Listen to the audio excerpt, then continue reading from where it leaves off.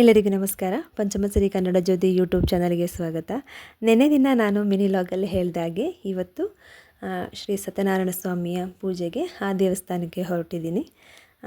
ಎಂಥ ಪರಿಸ್ಥಿತಿ ಅಂತ ಹೇಳಿದ್ರೆ, ಒಂದು ಸಂಕಲ್ಪ ಅಂತ ಮಾಡಿದಾಗ ಆ ಸಂಕಲ್ಪದಲ್ಲಿ ನಮಗೆ ಯಾವ ರೀತಿ ಆ ದೇವರು ನಮಗೆ ಸ್ಫೂರ್ತಿ ತುಂಬ್ತಾನೆ, ಆ ಸಂಕಲ್ಪ ಈಡೇರೋದಕ್ಕೆ ಏನೆಲ್ಲ ಸಹಾಯ ಮಾಡ್ತಾನೆ ಅನ್ನೋದೊಂದು ಸಣ್ಣ ಉದಾಹರಣೆ ಇದು ಆಗಿದೆ. ಏನಂದರೆ, ಜೋರು ಮಳೆ, ಎಷ್ಟು ಮಳೆ ಬರ್ತಾಯಿದೆ ಅಂದರೆ ಆ ಟೈಮ್ ನಾವು ಅಲ್ಲಿ ಹೋಗಬೇಕು. ನಾನು ಫೋನ್ ಮಾಡ್ತಾಯಿದ್ದೀನಿ ನಮ್ಮ ಮನೆಯವ್ರಿಗೆ. ಅವರು ಇಲ್ಲೂ ಮಳೆ ಇದೆ, ಬರೋದಕ್ಕಾಗ್ತಾಯಿಲ್ಲ ಅಂತ ಹೇಳ್ತಾ ಇದ್ದಾರೆ. 6:30 ಅಷ್ಟೊತ್ತಿಗೆ ಪೂಜೆ ಶುರುವಾಗುವಂಥ ಸಮಯ. ಅವರು ಪಾಪ ತಡವಾಗಿ ಒಂದು 7 ಗಂಟೆ ಅಷ್ಟೊತ್ತಿಗೆ ಶುರು ಮಾಡಿದ್ದಾರೆ. ಆದರೆ ನನಗೆ ಹೋಗ್ಲಿಕ್ಕಾಗ್ತಾಯಿಲ್ಲ. ರೆಡಿ ಆಗಿದ್ದೀವಿ. ಹಾಗೂ ನನ್ನ 2 ಮಕ್ಕಳು ಮಿಸ್ ಆದರು. ನಾನು ಮತ್ತು ನನ್ನ ಮಗಳು ಮಾತ್ರ ಹೋಗಿದ್ದು. ನನಗೆ ರಾಯರೇ ಕಳಿಸ್ಕೊಟ್ರೇನೋ, ಇವರು ರಾಯರ ಮುಖಾಂತರ ಬಂದ್ರೇನೋ ಇವರು ಆಟೋದಲ್ಲಿ ಅಂತ ಅಂದ್ಕೊಂಡೆ. ಯಾಕೆ ಅಂದರೆ, ನಾವು ಒಂದು ಸಂಕಲ್ಪ ಮಾಡ್ಕೊಳ್ತೀವಿ, ಸತ್ಯನಾರಾಯಣ ಸ್ವಾಮಿ ಪೂಜೆ ನಾವು ಮನೇಲಿ ಇಟ್ಕೋಬೇಕು ಅಂತ ಅಂದ್ಕೊಂಡಿದ್ವಿ. ಆದರೆ ಸ್ವಲ್ಪ ಅನಿವಾರ್ಯದ ಕಾರಣ, ಆಮೇಲೆ ನಾವು ಮುಂಚೆ ಇದ್ದಿದ್ದ ಬೊಗ್ಗೆ ಹಾಕ್ಕೊಂಡಿದ್ದ ಮನೆಯವರು ಸ್ವಲ್ಪ ದುಡ್ಡು ಕೊಡೋದ್ರಲ್ಲಿ ತಡ ಮಾಡಿದ್ದಾರೆ. ಹಾಗಾಗಿ ನಮಗೆ ಸ್ವಲ್ಪ ಫೈನಾನ್ಷಿಯಲ್ ಪ್ರಾಬ್ಲಮ್ ಇರೋದರಿಂದ ನಾವು ಸತ್ಯನಾರಾಯಣ ಪೂಜೆ ಇಡೋದಕ್ಕಾಗಲಿಲ್ಲ. ಹಾಗಾಗಿ ದೇವಸ್ಥಾನದಲ್ಲಿ ಮಾಡ್ತಾ ಇದ್ದಾರಲ್ಲ ಸಾಮೂಹಿಕವಾಗಿ, ಅಲ್ಲೇ ನಾವು ಪೂಜೆಗೆ ಪಾಲ್ಗೊಳ್ಳೋಣ ಅಂತ ಹೇಳಿಬಿಟ್ಟು ನಾವು ಟಿಕೆಟ್ ತೊಗೊಂಡಿದ್ವಿ. ಆದರೆ ಯಾಕೆ ಈ ರೀತಿ ಆಗೋಯಿತು ಅಂತ ಸ್ವಲ್ಪ ಬೇಜಾರು ಮಾಡಿಕೊಂಡೆ. ಮನೆಯಲ್ಲಿ ನಾನು ದೀಪ ಹಚ್ತಾ ಇದ್ದೆ. ದೇವರೇ, ಏನು ಮಾಡೋದು ಇವಾಗ, ನಾವು ಆ ಪೂಜೆಗೆ ಪಾಲ್ಗೊಳ್ಳೋದಕ್ಕಾಗೋದಿಲ್ವಲ್ಲ ಅಂದ್ಕೊಂಡು ಯೋಚನೆ ಮಾಡಿಕೊಂಡು, ನಮ್ಮ ಮನೆಯವ್ರು ಫೋನ್ ಮಾಡಿಕೊಂಡು ಅವ್ರು ಬರಲ್ಲ ಅಂದ್ಕೊಂಡು ಫುಲ್ಲು ಟೆನ್ಷನಲ್ಲಿದ್ದೆ. ಹಾಗಾಗಿ ನಾನು ಸುಮಾರು ವೀಡಿಯೋಸ್ಗಳನ್ನ ನಾನು ಮಾಡೋದಕ್ಕೂ ಆಗಿಲ್ಲ. ಕೊನೆಗೆ ಫೈನಲ್ ಆಗಿ ಇವ್ರು ಬಂದರು, ಆಟೋದವರು. ನನಗಂತೂ ರಾಯರೇ ಬಂದ್ರೇನೋ ನಮಗೆ ಅಲ್ಲಿ ಅವ್ರ ಹತ್ರ ಕರ್ಕೊಂಡೋಗಿ ಪೂಜೆಗೆ ಪಾಲ್ಗೊಳ್ಳೋದಕ್ಕೆ ಅನ್ನೋ ಅಷ್ಟು ಖುಷಿ ಆಯಿತು ನನಗೆ. ಹಾಗೆ ನಾವು ಹೋಗೋ ಅಷ್ಟರಲ್ಲಿ ಕೂಡ ಪೂಜೆನೂ ಶುರುವಾಗಿತ್ತು. ಎಲ್ಲ ಪೂಜೆಗಳನ್ನ ತಯಾರಿ ಮಾಡಿಕೊಂಡು ಅವರು ಕತೆ ಹೇಳೋದಕ್ಕೆ ಸ್ಟಾರ್ಟ್ ಮಾಡಿದ್ರು.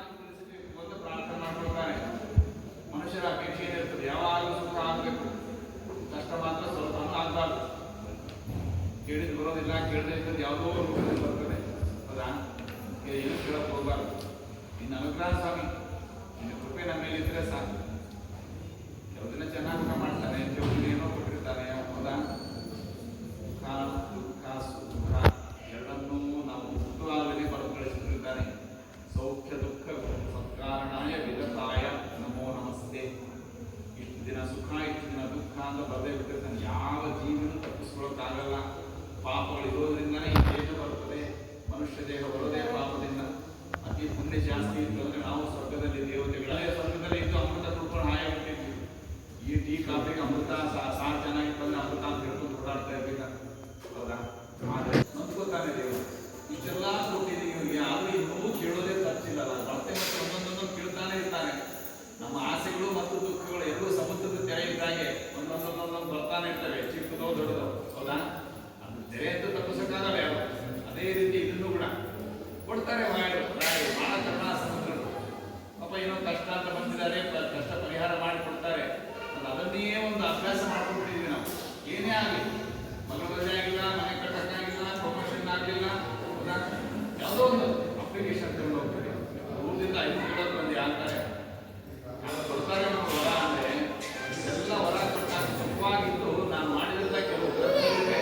ಆ ಗ್ರಂಥಗಳ ಬಗ್ಗೆ, ದೇವರ ಬಗ್ಗೆ ಅವ್ರ ಮಹಿಳೆಗಳನ್ನು ಓದ್ತಾ ಓದ್ತಾ ದಿನ ಕಳೀಲಿ ಅನ್ನೋದಕ್ಕೋಸ್ಕರ ಆ ಪರಮಾತ್ಮ ಮಹಿಳೆಗಳನ್ನ ತಿಳ್ಕೊಳ್ಳೋದ್ರಲ್ಲೇ ನಿಮ್ಮ ಜೀವನವನ್ನು ಸಾರ್ಥಕ ಮಾಡ್ಕೊಳ್ಳಿ ಅನ್ನೋದಕ್ಕೋಸ್ಕರ ಕೊಡ್ತಾರೆ. ಲೋಕಕ್ಕೆ ಒಳ್ಳೇದಾಗಲಿ ಅನ್ನೋದಕ್ಕೆ ಒಂದೆಲ್ಲ ಪ್ಲಾನ್ ಮಾಡ್ತಾರೆ ಅವ್ರು. ಅಷ್ಟೇ ಆಗಲಿ, ರಾಕ್ಷಸನ ಕೊಡಿಸ್ಬೇಕಾದ್ರೂ ಐಡಿಯಾ ಮಾಡೋದು ಅವರೇ.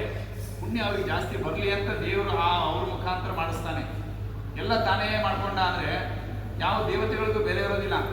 ಎಲ್ಲ ಕಡೆ ಇದ್ದಾನೆ ದೇವ್ರು, ಹೋಗ್ತಾನೆ. ಗರುಡನಿಗೆ ಏನು ಕೆಲಸ ಹಾಗಾದ್ರೆ? ಅವನಿಗೊಂದು ಚಾನ್ಸ್ ಕೊಡಬೇಕು. ಅದಕ್ಕೆ ಗರುಡನ ವಾಹನ ಮಾಡ್ಕೊಂಡು ಶೇಷದೇವ್ರನ್ನ ಹಾಸಿಗೆ ಅಂತಾಗಿ ಮಾಡ್ಕೊಂಡು, ಹೌದಾ, ನೈವೇದ್ಯ ಅಂತ ಮಾಡಿದ.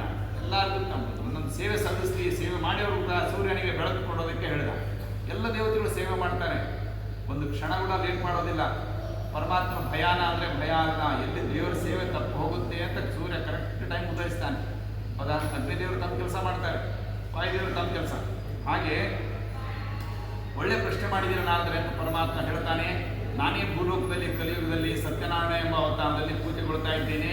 ಆ ಸತ್ಯನಾರಾಯಣ ಸ್ವಾಮಿ ವ್ರತವನ್ನು ಮಾಡುವುದರಿಂದ ತಮ್ಮ ಮನಸ್ಸಿದ್ದಂಥ ಅಪೇಕ್ಷೆಗಳನ್ನು ಪೂರ್ಣ ಮಾಡಿಕೊಳ್ಳಬಹುದು ಅಂತಕ್ಕಂಥ ಮಾತನ್ನು ಹೇಳಿದಾಗ ಮತ್ತೆ ಪ್ರಶ್ನೆ ಮಾಡ್ತಾರೆ ನಾರದರು, ಮೊಟ್ಟ ಮೊದಲು ಈ ವ್ರತವನ್ನು ಯಾರು ಮಾಡಿದರು, ಭೂಲೋಕದಲ್ಲಿ ಇದು ಪ್ರಚಾರಕ್ಕೆ ಬಂದಿದ್ದು ಹೇಗೆ, ಮಾಡತಕ್ಕಂಥ ಕಾಲ ಯಾವುದು, ಪದಾರ್ಥಗಳು ಇರಬೇಕು, ಎಲ್ಲವನ್ನು ಕೇಳಿದಾಗ ಸಮಾಧಾನ ಚಿತ್ತನಾಗಿಯೇ ಪರಮಾತ್ಮ ಹೇಳ್ತಾನೆ, ಯಾವ ದಿನ ಮಾಡಬೇಕಂತ ಸಂಕಲ್ಪ ಮಾಡಿಕೊಳ್ತಿರೋ ಆ ದಿನ ಎಲ್ಲ ಬಂಧು ಪರಿವಾರದೊಂದಿಗೆ ಈ ವ್ರತವನ್ನು ಆಚರಿಸಬೇಕು.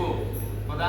ಸಪಾದ ಭಕ್ಷ, ಗೋಧಿ ಸಿಗದಿದ್ರೆ ಅಕ್ಕಿ, ಸಕ್ಕರೆ ಇದ್ದಿದ್ರೆ ಬೆಲ್ಲ, ತುಪ್ಪ ಇದ್ದಿದ್ರೆ ಎಣ್ಣೆ, ನಿಮ್ಮ ಪದಾರ್ಥಗಳನ್ನು ನೋಡೋದಿಲ್ಲ ದೇವರಲ್ಲಿ ಹಿಂದಿರುವಂಥ ಭಕ್ತಿ, ಆ ಮನಸ್ಸಿನಿಂದ ಒಪ್ಪಿಸುವಂತಹ ಕ್ರಮವನ್ನು ನೋಡ್ತಾನೆ. ಪದಾರ್ಥಗಳು ಮುಖ್ಯ ಅಲ್ಲ, ಭಕ್ತಿಯನ್ನು ಮಾಡಿದರೆ ಸಾಕು ಅಂತಕ್ಕಂಥ ಮಾತನ್ನು ಪರಮಾತ್ಮ ನಾರದರಿಗೆ ಹೇಳ್ತಾನೆ ಅನ್ನೋಲ್ಲಿಗೆ ಮೊದಲನೇ ಅಧ್ಯಾಯ ಸಮಾಪ್ತಿ ಹೇಳ್ತಾ ಇದ್ದಾರೆ. ಅನೇನ ಪ್ರಥಮೋಧ್ಯಾಯ ಕಥಾಶ್ರವಣೇನ ಭಗವಾನ್ ಭಾರತೀಯ ಮುಖ್ಯ ಪ್ರಾಣಾಂತರ ಶ್ರೀಮನ್ ಮಹಾಲಕ್ಷ್ಮಿ ಸಹಿತ ಶ್ರೀ ಸತ್ಯನಾರಾಯಣ ಕ್ರಿಯತಾಂ ಅಷ್ಟೇ ಊಟ ಮಾಡಿ ಹೇಳೋದು. ಅಂಥ ಒಂದು ಕಠಿಣ ವ್ರತದಲ್ಲಿ ಇರ್ತಾರೆ. 5ನೇ ಮನೆಗಳಲ್ಲಿ ಭಿಕ್ಷಾಟನೆ, 6ನೇ ಮನೆಯಲ್ಲಿ ಇಲ್ಲ.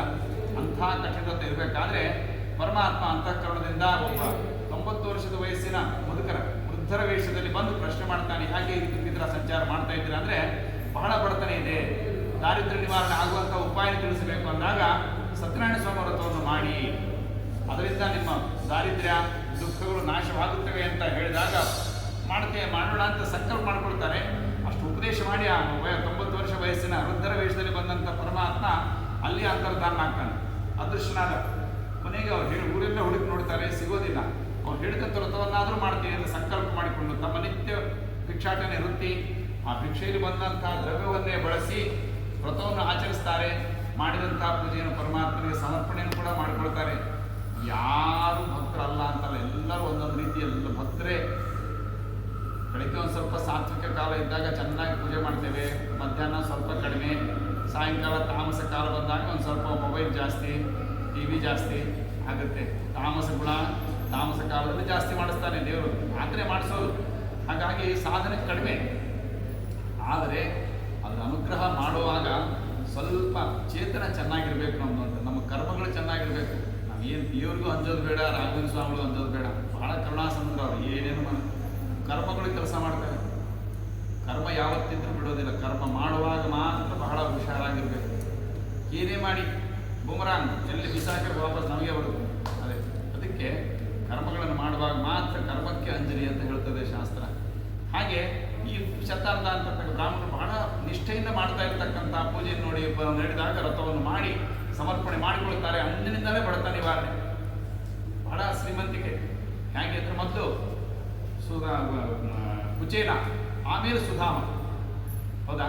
ಸುಧಾಮ ಮೊದಲೇ ಅಷ್ಟೊಂದು ಸಂಪತ್ತು ಪಡ್ಕೊಂಡವನಲ್ಲ, ಬಹಳ ಬಡತನ ಇರ್ತದೆ. ಅದು ವಿದ್ಯೆ ಕಲಿಯುವಾಗ ಒಂದು ಸರ್ತಿ ಮಳೆ ಬಂದಾಗ ಮರದ ಮೇಲೆ ಇದ್ದಾಗ ಸ್ವಲ್ಪ ಅವಲಕ್ಕಿ ತಂದುಕೊಂಡಿದ್ದ, ಅದನ್ನು ಕೃಷ್ಣನ ಬಿಟ್ಟು ತಿಂದಿದ್ದ. ಅದಕ್ಕಾಗಿ ಅಷ್ಟು ಬಡತನ. ಯಾವುದೊಂದು ಸುಮ್ಮನೆ ಆಗೋದಿಲ್ಲ. ಏನೋ ಒಂದು ತೊಂದರೆ ಆಯಿತು ಅಂದರೆ ಒಂದು ಕರ್ಮ ಕೆಲಸ ಮಾಡಿರುತ್ತೆ ಅಂತ ತಿಳ್ಕೋಬೇಕು. ಅಲ್ಲಿ ಪರಮಾತ್ಮನ ಬಿಟ್ಟು ತಿಂದದ್ದಕ್ಕೆ ಅಷ್ಟು ಬಡತನ ಅನುಭವಿಸ್ಬೇಕಾಯ್ತು. ಮನೆ ತುಂಬ ಮಕ್ಕಳು ಏನಾದರೂ ಕೇಳ್ಕೊಂಬನ್ನಿ ಅಂತ ಹೆಂಡತಿ ಹೇಳಿ ಕಳಿಸ್ತಾಳೆ. ಸರಿ ದೇವ್ರ ಹತ್ರ ಹೋದರೆ, ಮಕ್ಕಳ ಹತ್ರ, ಆಸ್ಪತ್ರೆಯಲ್ಲಿ ರೋಗಿಗಳನ್ನು ಕಾಣೋದಕ್ಕೆ ಬರೀ ಕೈಲಿ ಹೋಗಬಾರ್ದು ಅಂತ ಶಾಸ್ತ್ರ. ಮಕ್ಕಳಿದ್ದ ಮನೆಗೆ ಏನಾದರೂ ಸ್ವಲ್ಪ ತೊಗೊಂಡು ಹೋಗಬೇಕು. 4 ಮನೆ 5-6 ಮನೆ ಆಡಿದರೆ ಒಂದು ಮುಷ್ಟಿ ಅವಲಕ್ಕಿ ಸಿಕ್ತು, ತಂದು ಕೊಟ್ಟರು. ಅದನ್ನು ಖರೀದಿ ವಸ್ತ್ರದಲ್ಲಿ ಕಟ್ಕೊಂಡು ಹೋಗ್ತಾನೆ. ಅಲ್ಲಿ ವೈಭವದ ದ್ವಾರಕೆಯಲ್ಲಿ ಕೃಷ್ಣನ ಮನೆ ನೋಡಿದರೆ ಆ ಅವಲಕ್ಕಿ ಗಂಟು ಕೊಡೋಕೆ ಮನಸ್ಸಾಗೋದಿಲ್ಲ. ಆದರೆ ಕೃಷ್ಣನೇ ಪರಮಾತ್ಮ ಗೊತ್ತು ಅವನಿಗೆ. ಪರಮಾತ್ಮನೇ ಆಗೋದು ಆಟ ಆಡಿಸಿದ್ದು, ಶಿಕ್ಷೆ ಕೊಟ್ಟ, ಕಳೆದ ಶಿಕ್ಷೆಯನ್ನು. ಮೊದಲು ಇದು ಮಾಡೋದಿಲ್ಲ, ಏನು ಕೊಡೋದು ಇಲ್ಲ. ಅಲ್ಲೆಲ್ಲ ಉಪಚಾರ ಮಾಡಿ ಕಳಿಸ್ತಾನೆ, ಖಾಲಿ ಕೈಯಲ್ಲೇ ಕಳಿಸ್ತಾನೆ. ಅದು ಬರೋದ್ರೊಳಗಾಗಿ, ದೇವರ ದರ್ಶನ ಮಾಡ್ಕೊಂಡು ಬರೋದ್ರೊಳಗಾಗಿ ಅವನ ಮನೆ ಚಿನ್ನದ ಮನೆ ಮಾಡಿಕೊಟ್ಟಿರ್ತಾನೆ. ದೇವಲೋಕದ ಶಿಲ್ಪಿ ವಿಶ್ವಕರ್ಮ ಅಂತಕ್ಕಂಥ ಶಿಲ್ಪಿ, ದೇವಲೋಕದ ಬಡಿಗ, ಆತನಿಗೆ ಹೇಳಿ ಚಿನ್ನದ ಮನೆ ಮಾಡಿಕೊಡ್ಬೇಕು, ನನ್ನ ದ್ವಾರಕೆಗಿಂತ ಉತ್ತಮವಾದ ಇದು ಸುಧಾಮಂತ್ರಿ ಇರಬೇಕು ಅಂತ ಹೇಳಿ ಕಳಿಸ್ತಾನೆ. ಯಾಕೆ? ಏನು ಕೇಳಲಿಲ್ಲ ಪರಮಾತ್ಮನ ಹತ್ರ ಸುಧಾಮ. ಅದಕ್ಕೋಸ್ಕರ ನಾವು ಏನು ಕೇಳ್ತೀವಿ, ಎಷ್ಟು ಕೇಳ್ತೀವೋ ಅಷ್ಟೇ ಕೊಟ್ಟು ಕಳಿಸ್ಬಿಡ್ತಾನೆ. ಕೇಳದೆ ಇದ್ರೆ ನೀವು ಹೆಚ್ಚಿಗೆ ಕೊಡ್ತಾನೆ. ಕರ್ಮಗಳನ್ನು ಒಳ್ಳೆ ಕರ್ಮಗಳನ್ನು ಮಾಡಿ, ಸ್ವಾಮಿ ಇದು ನಿನ್ನಿಂದ ಆಯಿತು, ನೀನೇ ನಮ್ಮಲ್ಲಿ ಮಾಡಿಸಿದ್ದು ಅಂತ ಸಮರ್ಪಣೆ ಮಾಡ್ತಾ ಇರಬೇಕು. ಅಷ್ಟಾಗಲಿ ಮಾಡಬಾರ, ಮತ್ತೊಂದು ಏನು ಕೇಳೋಕೆ ಹೋಗಬಾರ್ದು. ಹಾಗೆ ಈ ಸುಧಾಮ ಹೇಗೆ ವೈಭವದಿಂದ ಜೀವನವನ್ನು ಸಾಗಿಸ್ತಾ ಇತ್ತು, ಅದೇ ರೀತಿ ಶತಾರ್ಧ ಅಂತಕ್ಕಂಥ ಬ್ರಾಹ್ಮಣರು ಮೊದಲು ಬಡತನ ಇತ್ತು. ದೇವರು ಅನುಗ್ರಹ ಮಾಡಿದ ಪೂಜೆ ಮಾಡಿದ್ದಕ್ಕೆ. ಚಿನ್ನದ ಮಂಟಪದಲ್ಲಿ ವೈಭವದಿಂದ ಪೂಜೆ ಮಾಡುವಂಥ ಯೋಗ್ಯತೆಯನ್ನು ಪಡ್ಕೊಂಡ್ರು. ಹೀಗೆ ಒಂದು ಸಲ ಪೂಜೆ ಮಾಡ್ತಾ ಇರಬೇಕಾದ್ರೆ ಇದು ಪ್ರಚಾರಕ್ಕೆ ಹೇಗೆ ಬಂತು ಅಂತಕ್ಕಂಥ ಮಾತನ್ನು ಹೇಳ್ತಾರೆ. ಈ ಶತಾನದ ಅಂತಕ್ಕಂಥ ಬ್ರಾಹ್ಮಣರು ಪೂಜೆ ಮಾಡ್ತಿರ್ಬೇಕಾದ್ರೆ ಆ ಸಮಯದಲ್ಲಿ ಒಬ್ಬ ಸೌದೆ ಹೊರೆ ಮಾರುವವ ಕಾಷ್ಟಕ್ರೇತ ಆ ಸೌದೆಯ ನೀರಡಿಕೆ ಆಗಿರುತ್ತೆ. ಸೌದೆ ಹೊರೆ ಹೊರಗಡೆ ಇಟ್ಟು ಬ್ರಾಹ್ಮಣರ ಮನೆಯೊಳಗೆ ಒಂದು ಪ್ರವೇಶ ಮಾಡಿ ನೋಡ್ತಾನೆ. ಅಲ್ಲಿ ವೈಭವದಿಂದ ಪೂಜೆ ಮಾಡ್ತಾ ಇರ್ತಾರೆ. ಚಿನ್ನದ ಮಂಟಪದಲ್ಲೇ ಇಟ್ಟು ಪೂಜೆ ಮಾಡ್ತಿರ್ತಾರೆ. ಬಹಳ ಹೊತ್ತಿನವರಿಗಿದ್ದು ಪ್ರಸಾದ ಸ್ವೀಕಾರ ಮಾಡಿ ನೀರು ಕುಡಿದು ಮನೆಗೆ ಹೋಗಬೇಕಾದ್ರೆ ಕೇಳ್ತಾನೆ, ಇಷ್ಟೊಂದು ವೈಭವದಿಂದ ಶ್ರದ್ಧೆಯಿಂದ ಭಕ್ತಿಯಿಂದ ಮಾಡ್ತಿರ್ತಕ್ಕಂಥ ಪೂಜೆ ಯಾವುದು, ಯಾವ ಉದ್ದೇಶದಿಂದ ಮಾಡ್ತಾ ಇದ್ದೀರಾ ಅಂತ ಕೇಳಿದಾಗ, ನನ್ನ ಬಡತನ ನಿವಾರಣೆಗಾಗಿ ಮಾಡಿದಂತಹ ಪೂಜೆ ಸತ್ಯನಾರಾಯಣ ಸ್ವಾಮಿ ವ್ರತ ಎಂಬುದಾಗಿದೆ ಹೆಸರು ಅಂತ ಹೇಳಿದಾಗ, ನಾನು ಕೂಡ ಮಾಡಬಹುದೇ ಅಂತ ಹೇಳ್ತಾನೆ. ಅವಶ್ಯವಾಗಿ ಮಾಡಬಹುದು ಅಂತ ಹೇಳಿ, ಯಾರಾದರೂ ಮಾಡಬಹುದು ಇದರಲ್ಲಿ ಏನೂ ಇಲ್ಲ. ದೇವರ ಸ್ಮರಣೆ, ಕಿಂಚಿತ್ ಅನ್ನದಾನ. ನಮಗೆ ದುಡ್ಡು ಕೊಟ್ಟಿರ್ತಾನೆ ಬೇಕಾದಷ್ಟು, ಸತ್ಪಾತ್ರರಿಗೆ 4 ಜನರಿಗೆ ಅವಾಗ ಮುಗಿಸ್ಬೇಕು. ಏನೇ ಗಳಿಸಿ ನೀವು ಒಂದು 10% ಮೊದಲು ದಾನ ಮಾಡಿ ಅಂತ ಹೇಳುತ್ತೆ ಶಾಸ್ತ್ರ. ಉಳಿದ 10 ಭಾಗ ಮಾಡಬೇಕು. 1 ಭಾಗ ದಾನ ಮಾಡಿದರೆ ಉಳಿದ 9 ಭಾಗ ಶುದ್ಧಿ. ಕಲಿಯುಗದಲ್ಲಿ ಶುದ್ಧವಾದ ದ್ರವ್ಯ ಎಲ್ಲೂ ಇಲ್ಲ. ಅಲ್ಲಿ ಪಾರ್ಲಿಮೆಂಟು ಇಲ್ಲ, ಅಸೆಂಬ್ಲಿ, ಎಲ್ಲನ ತಲೆ ಹೊಡೆದು ಸಂಪಾದಿಸಿದ್ದೇ ದುಡ್ಡು. ಹೌದಾ? ಅದನ್ನು ನಾವು ಶುದ್ಧಿ ಮಾಡ್ಕೋಬೇಕು. ಮತ್ತು ದಾನ ಮಾಡೋದ್ರಿಂದ ಶುದ್ಧಿ. ಕೈಗಳಿಗೂ ಅದೇ ಭೂಷಣ ದಾನ. ಇಲ್ಲದ ಪ್ರತಿ ಜನದಲ್ಲಿ ಕೇಳ್ತಾನೆ ಇರಬೇಕಾಗುತ್ತೆ. ದಾನ ಕೊಡೋದ್ರಿಂದ FD ಮಾಡಿದಂಗೆ 10 ಪಟ್ಟು 100 ಪಟ್ಟು ಆಗಿ ಬರುತ್ತೆ. ಅದು ಕೊಡುವಾಗ ಯಾರಿಗೆ ಕೊಡಬೇಕು? ಸತ್ಪಾತ್ರರಿಗೆ ನೋಡಿ ವಿಚಾರ ಮಾಡಿ ಕೊಡಬೇಕು. ಕಂಡವ್ರಿಗೆ ದಾನ ಮಾಡಿದರೂ ಪುಣ್ಯ ಬರೋದಿಲ್ಲ. ಹೌದ? ಬೇಟೆಗಾರರಿಗೆ ಇಂಥವ್ರಿಗೆ ಮಾಡಿ ಮೀನು ಹಿಡಿಯೋರಿಗೆ ಕೊಟ್ಟರೆ ನೀವು ಮೀನು ಸಾಯಿಸಿದ್ದೆಲ್ಲ ಪಾಪ ನಮಗೆ ಬರುತ್ತೆ. ಈ ಟ್ರೈನಲ್ಲಿ ಇವ್ರು ಹೋಗುವಾಗ ಭಿಕ್ಷುಕರಿಗೆ ಏನಾದರೂ ಕೊಟ್ಟರೆ ಅವ್ರಿಗೆ 1-2 ಎಲ್ಲ ಆಗ್ತಾರೆ. ಆ ಪುಣ್ಯ ಅವರು ಮಾಡುತ್ತಾರೆ. ಪಾಪಗಳು ನಮ್ಮ ಪುಣ್ಯವನ್ನು ಹಾಳು ಮಾಡ್ತವೆ. ಆ ಪಾಪಕ್ಕೆ ನಾವು ಸಪೋರ್ಟ್ ಕೊಟ್ಟಂಗಾಗುತ್ತೆ. ಅಂಥವ್ರಿಗೆ ಕೊಡಬಾರ್ದು. ಬೇಕಾದ ಬಾಳೆಹಣ್ಣು ಏನೋ ಒಂದು ಬಿಸ್ಕೆಟ್ ಕೊಟ್ಟಿದ್ದಾಗುತ್ತೆ. ಆ ಸಾಗಬೇಕು. ದುಡ್ಡು ಮಾತ್ರ ಕಂಡುಕೊಂಡವ್ರಿಗೆ ಕೊಡಬಾರ್ದು. ಬಹಳ ಅನರ್ಥ. ಎಲ್ಲಿ ಸತ್ಪಾತ್ರ ಇರ್ತಾರೆ, ಒಳ್ಳೊಳ್ಳೆ ದೇವಸ್ಥಾನ ಜೀರ್ಣೋದ್ಧಾರ ಆಗ್ತಾ ಇದೆ, ನಮ್ಮ ಶಕ್ತಿ ಇದ್ದಷ್ಟು ಕೊಡ್ಬೋದು. 500, 1000 ಏನೋ ನಿಮ್ಮ ಅನುಕೂಲ ತಕ್ಕಂತೆ. ಹಾಗೆ ಸತ್ಪಾತ್ರರಿಗೆ ಇದನ್ನು ಮಾಡಿದಂಥ ಪ್ರಸಂಗದಿಂದಲೇ ಬಹಳ ಉತ್ತಮವಾದಂಥ ನಾನು ಮಾಡ್ತೇನೆ ಅಂತ ಹೇಳಿದ. ಸಂಕಲ್ಪ ಮಾಡಿಕೊಂಡ.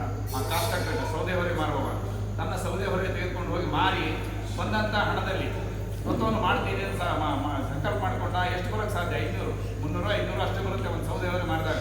ಅಷ್ಟೇ ದ್ರವ್ಯದಲ್ಲಿ ಪದಾರ್ಥಗಳನ್ನು ಸಿದ್ಧಪಡಿಸಿಕೊಂಡು ಪರಮಾತ್ಮನ ಸೇವೆಯನ್ನು ಮಾಡಿದ. ಅಂದಿನಿಂದ ಅವನಿಗೂ ಕೂಡ ಪರಮಾತ್ಮ ಅನುಗ್ರಹ ಆಗಿ ಉತ್ತಮ ಜನ್ಮಗಳೇ ಬಂದು ಅವನಿಗೆ ಈ ಸೌದೆ ಹೊರೆ ಮಾರುವ ಕೊನೆಗೆ ತ್ರೇತಾಯುಗದಲ್ಲಿ ರಾಮನಿಗೆ ಸೀತೆಗೆ ಗಂಗಾ ನದಿಯಲ್ಲಿ ದೋಣಿಯಲ್ಲಿ ಕುಳಿಸ್ಕೊಳ್ಳುವಂಥ ಪ್ರಸಂಗ. ದೇವ್ರ ಪಕ್ಕದಲ್ಲೇ ಕುಳಿತು ದೇವ್ರ ಜೊತೆ ಜೋಗ್ ಮಾಡುವಂಥ ಎಷ್ಟು ದೊಡ್ಡ ಯೋಗ್ಯತೆ ಪಡ್ಕೊಳ್ತಾನೆ ಅಂದರೆ ಯಾವುದೋ ಒಂದು ಜನ್ಮದಲ್ಲಿ ಮಾಡಿದಂಥ ಪುಣ್ಯ ಜನ್ಮಾಂತರಕ್ಕೂ ಬರುತ್ತೆ.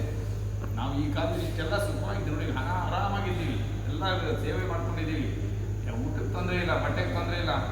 ಜನ್ಮಾಂತರದಲ್ಲಿ ನಮ್ಮಿಂದ ದೇವರು ಮಾಡಿಸಿದ ಪುಣ್ಯ ದಾನಗಳು ಅವೇ ಕಾರಣ ಅಂತ ತಿಳ್ಕೋಬೇಕು. ಶಿಕ್ಷಕ ಮನೆ ಮುಂದೆ ಬಂದರೆ ಒಂದು ಸಂದೇಶ ಕೊಡೋದಕ್ಕೆ ಬರ್ತಾನೆ, ಅವನು ಸುಮ್ಮನೆ ಬರೋದಿಲ್ಲ. ನಾನು ನಿಮ್ಮ ಹಾಗೆ ಇದ್ದೆ, ಈ ಕೊಡದೇ ಇದ್ದಿದ್ದಕ್ಕೆ ಇವತ್ತು ಈ ಪರಿಸ್ಥಿತಿ ಬಂದಿದೆ, ನನ್ನಂತೆ ನೀವು ಆಗಬೇಡಿ. ಏನೋ ಸ್ವಲ್ಪ ಅವ್ರು ಕೇಳಿದಷ್ಟೊಂದು ಕೊಡೋಕ್ಕಾಗಲ್ಲ. ಯಾರು ಅವ್ರು ಕೇಳಿದಷ್ಟು ಕೊಡಲಿಕ್ಕಾಗಲ್ಲ. ನಮ್ಮ ಯೋಗ್ಯತೆ ಇದ್ದಷ್ಟು ಕೊಟ್ಟು ಕಳಿಸ್ಬೇಕು ಅಷ್ಟೇ ಆಗಲಿ. ಹಾಗೆ ಶತಾನದ ಅಂತಕ್ಕಂಥ ಬ್ರಾಹ್ಮಣ ಮಾತಿನಿಂದ ಮಾಡಿ ಅವನು ಕೂಡ ಅನೇಕ ವಿಧದಲ್ಲಿ ಈ ಲೋಕದಲ್ಲಿ ಸುಖವನ್ನು ಅನುಭವಿಸಿ ಅಂತ್ಯದಲ್ಲಿ ಮೋಕ್ಷವನ್ನು ಕೂಡ ಪಡಿತಾನೆ ಅಂತಕ್ಕಂಥ ಮಾತನ್ನು ಹೇಳುವಾಗೆ 2ನೇ ಅಧ್ಯಾಯ ಸಮಾಪ್ತಿಯನ್ನು ಹೇಳ್ತಾ ಇದ್ದಾರೆ. ಅನೇನ ದ್ವಿತೀಯೋಧ್ಯಾಯ ಕಥಾಶ್ರವಣಿ ಭಗವಾನ್ ಶ್ರೀಮನ್ ಮಹಾಲಕ್ಷ್ಮೀ ಸಹಿತ ಶ್ರೀ ಸತ್ಯನಾರಾಯಣ ಪ್ರಿಯತಾಂ. ತೃತೀಯೋಧ್ಯಾಯ 3ನೇ ಅಧ್ಯಾಯದಲ್ಲಿ ಮಾಡ್ತೇವೆ ಅಂತ ಸಂಕಲ್ಪ ಮಾತ್ರ ಮಾಡ್ಕೊಂಡಿರ್ತಾರೆ. ಇನ್ನೂ ವ್ರತ ಮಾಡಿರೋದಿಲ್ಲ. ಸಂಕಲ್ಪ ಮಾತ್ರದಿಂದ ಹೆಣ್ಣು ಮಗು ಆಗ್ತದೆ. ಕಲಾವತಿ ಅಂತಕ್ಕಂಥ ನಾಮಕರಣವನ್ನು ಮಾಡ್ತಾರೆ. ಯಾಕಂದರೆ ಈ ಪುರಾಣಗಳಲ್ಲಿ ಇವೆಲ್ಲವೂ ಯಾಕೆ ಹೇಳ್ತಾರೆ ಅಂದರೆ, ಕಲಿಯುಗದಲ್ಲಿ ಒಳ್ಳೊಳ್ಳೆ ಸಂಕಲ್ಪಗಳನ್ನು ಮಾಡೋದ್ರಿಂದ ಪುಣ್ಯ ಜಾಸ್ತಿ. ಸಂಕಲ್ಪ ಮಾಡಬೇಕು, ಇದನ್ನು ನಾನು ಮಾಡ್ತೇನೆ ಅಂತ ಒಂದು ಇಷ್ಟೇ ಅಂದರೂ ಪುಣ್ಯ ಭಾಳ ಬರ್ತದೆ. ಮಾಡಿಬಿಟ್ರಂತ ಇನ್ನೂ ಜಾಸ್ತಿ ಪುಣ್ಯ. ಹೇಳಬೇಕು, ನಿತ್ಯ ಕಾಶಿಗೆ ಹೋಗ್ತೇನೆ, ಗಂಗಾ ಸ್ನಾನ ಮಾಡಿ ಬರ್ತೇನೆ, ಕಾಶಿಗೆ ಹೋಗ್ತೇನೆ, ಅಲ್ಲೇ ವಾಸ ಮಾಡ್ತೇನೆ ಅಂತ ಇಷ್ಟೇ ಹೇಳಿದ್ರು. ಅಲ್ಲಿ ವಾಸ ಮಾಡಿದಂಥ ಫಲ, ಗಂಗಾ ಸ್ನಾನ ಮಾಡಿದ ಫಲ. ಮೈಸೂರಲ್ಲಿ ಗಂಗಾ ಅಂದರೆ ಸುಮ್ಮನೆನಾ? ಎಷ್ಟು ದೂರ? ಹೇಗೆ ಹರಿದ್ವಾರ, ಕಾಶಿ, ಬದರಿ, ಕಲ್ಕತ್ತಾ ಇಲ್ಲಿ ಹೋಗ್ಬೇಕು, ಪ್ರಯಾಗ ಅಷ್ಟು ದೂರ ದಿನ ಹೋಗಿ ಮಾಡೋಕ್ಕಾಗುತ್ತಾ ಹೇಳಿ? ಆದರೆ ಮೈಸೂರಲ್ಲಿ ಕೂತಲ್ಲೇ ನಿಮ್ಮ ಮನೆಯಲ್ಲೇ ಆ ಪುಣ್ಯವನ್ನು ಕೊಡ್ತೇನೆ ಅಂತಾನೆ ದೇವರು. ಮಾಡಬೇಕು. ಗಂಗೆಯನ್ನು ಸ್ಮರಣ ಮಾಡ್ತಾ ಪರಮಾತ್ಮ ಅಭಿಷೇಕ ಆಗ್ತಾ ಇದೆ. ನಮ್ಮ ಹೃದಯದಲ್ಲಿ ಇರ್ತಕ್ಕಂಥ ಪರಮಾತ್ಮ ಇರ್ತಾನೆ. 16 ವರ್ಷದ ಬಾಲಕ ಪರಮಾತ್ಮನ ಯಾವತ್ತೂ ಪರಮಾತ್ಮನ ಅಭಿಷೇಕ ಮಾಡ್ತಾ ಇದ್ದೇನೆ ಅಂತಕ್ಕಂಥ ಅನುಸಂಧಾನದಿಂದ ಸ್ನಾನ ಮಾಡಿದರೆ ಮಾಡಿದ್ದೊಂದೇ ಕೆಲಸ, ಪುಣ್ಯ ಜಾಸ್ತಿ. ಹೌದಾ? ಅದೇ ನಮಗೆ ಮೋಕ್ಷಕ್ಕೆ ದಾರಿ ಮಾಡಿಕೊಡ್ತದೆ. ಒಳ್ಳೆ ಜ್ಞಾನ ಬರ್ತದೆ. ಪುಣ್ಯಗಳನ್ನು ಮಾಡ್ತಾ ಹೋದಷ್ಟು ಪಾಪ ಕಳೀತು ಅಂದರೆ ಜ್ಞಾನ. ಪಾಪ ಇದ್ದದ್ದಕ್ಕೆ ಜ್ಞಾನ ಇಲ್ಲ. ಮನುಷ್ಯ ದೇಹ ಬರೋದೇ ಪಾಪದಿಂದ. ಆ ಪಾಪವನ್ನು ಕಳ್ಕೊಳ್ಳೋದಕ್ಕೆ ಮನುಷ್ಯ ಪ್ರಯತ್ನ ಮಾಡೋದೇ ಇಲ್ಲ. ಬರೀ ಸುಖ ಹೀಗೆ ಪುರಾಣ ಕಥೆಯಲ್ಲಿ ಇರುವಂತಹ 5 ಅಧ್ಯಾಯಗಳನ್ನು ಹಾಗೂ ಇಲ್ಲಿ ಅವರು ಒಂದು ನೀತಿ ಕಥೆ ಹಾಗೆ ಒಂದು ತತ್ವಕಥೆಗಳನ್ನ ಒಂದಷ್ಟು ಹೇಳಿದರು ದೇವ್ರ ವಿಚಾರವಾಗಿ. ನನಗೆ ತುಂಬ ಇಷ್ಟ ಆಯಿತು. ಹಾಗೆ ಈ ಒಂದು ಮಾತುಗಳು ಎಲ್ರಿಗೂ ಕೇಳಬೇಕು, ತಿಳಿಬೇಕು. ಹಾಗೆ ಈ ಕೇಳಿದವ್ರಿಗೂ ಹೇಳಿದವ್ರಿಗೂ ಒಳ್ಳೆಯದಾಗಲಿ ಅಂತ ಹೇಳ್ತಾರಲ್ಲ ನೋಡಿ, ಹಾಗೆ ಪ್ರತಿಯೊಬ್ಬರಿಗೂ ಒಂದು ಅರ್ಥವಾಗಿರುವಂಥ ಒಂದು ಮಾತುಗಳನ್ನ ನಾವು ಆಗಾಗ್ಗೆ ಕೇಳ್ತಾ ಇರಬೇಕು. ಹಾಗಾಗಿ ನಾನು ಇವ್ರದ್ದು ಎಷ್ಟೋ ವಿಡಿಯೋಸ್ ಫುಲ್ ಮಾಡ್ಕೊಂಡಿದ್ದು. ಆದರೆ ನಿಮಗೆ ಯಾವುದು ಮುಖ್ಯ ಅನ್ನೋವಂಥ ಒಂದು ಕ್ಲಿಪ್ಪಿಂಗ್ನ ಮಾತ್ರ ನಾನು ಇವ್ರದ್ದು ಹ್ಯಾಡ್ ಮಾಡಿ ಒಂದಷ್ಟು ಇವ್ರ ಮಾತುಗಳನ್ನ ಇಲ್ಲಿ ಸೇರಿಸಿದ್ದೀನಿ. ಏನಂದರೆ ಇವರು ಹೇಳೋ ಪ್ರತಿಯೊಂದು ಕಥೆಯಲ್ಲೂ ಒಂದೊಂದು ಅರ್ಥ ಇದೆ. ಮನುಷ್ಯನ ತಿಳ್ಕೊಬೇಕಾಗಿರುವಂಥ, ಜೀವಿಸಬೇಕಾಗಿ ನಾವು ಬದುಕಬೇಕಾಗಿರುವಂಥ ಒಂದಷ್ಟು ರೀತಿ ಇದೆ ಅಂತ ಅಂದ್ಕೊತೀನಿ ನಾನು. ಹಾಗಾಗಿ ನಾನು ಇವ್ರದ್ದೇ ಫುಲ್ ವಿಡಿಯೋದು ನಾನು ಮಾತುಗಳನ್ನ ಇಲ್ಲಿ ಸೇರಿಸಿದ್ದೀನಿ. ಸ್ಟಾರ್ಟಿಂಗ್ ವಿಡಿಯೋದಲ್ಲಿ ಹೇಳಿದಾಗಲೇ ಒಂದು ಸಂಕಲ್ಪ ಅಂತ ಮಾಡಿದಾಗ ರಾಯರು ಹೇಗೆ ಶ್ರೀ ಸತ್ಯನಾರಾಯಣ ಸ್ವಾಮಿ ನಮ್ಮನ್ನು ಅಲ್ಲಿ ರಾಯರ ಮುಖಾಂತರ ಕರೆಸ್ಕೊಂಡ ಅಂತ ನಿಮಗೆ ಗೊತ್ತೇ ಇರುತ್ತೆ. ಅದೇ ರೀತಿ ಇಲ್ಲಿ ಅವರು ಹೇಳಿರುವಂಥ ಒಂದೊಂದು ಮಾತುಗಳು ನೀವು ಪ್ರತಿಯೊಬ್ಬರು ಆಲಿಸಿ ಕೇಳಬೇಕು ಅಂತ ನಾನು ಹೇಳೋದಕ್ಕೆ ಇಷ್ಟಪಡ್ತೀನಿ. ಈ ವಿಡಿಯೋಸ್ ಎಲ್ಲ ನಿಮ್ಗೆ ಇಷ್ಟ ಆಗಿದೆ ಅಂತ ಅಂದ್ಕೊತೀನಿ. ಇಷ್ಟ ಆಗಿದರೆ ಲೈಕ್ ಮಾಡಿ, ಶೇರ್ ಮಾಡಿ, ಸಬ್ಸ್ಕ್ರೈಬ್ ಮಾಡಿ, ಎಲ್ರಿಗೂ ಹೆಚ್ಚಿನ ವಿಡಿಯೋನ ಶೇರ್ ಮಾಡೋದಕ್ಕೆ ಪ್ರಯತ್ನ ಪಡಿ ಅಂತ ಹೇಳ್ತಾ ಇವತ್ತಿನ ವ್ಲಾಗ್ನ ನಾನಿಲ್ಲಿ ಕಂಪ್ಲೀಟ್ ಮಾಡ್ತಾಯಿದ್ದೀನಿ. ಇದು ರಾಘವೇಂದ್ರ ಮಠದ ಶ್ರೀ ಕಲ್ಪವೃಕ್ಷ ಕ್ಷೇತ್ರ ಆಗಿತ್ತು. ನಮಸ್ಕಾರ.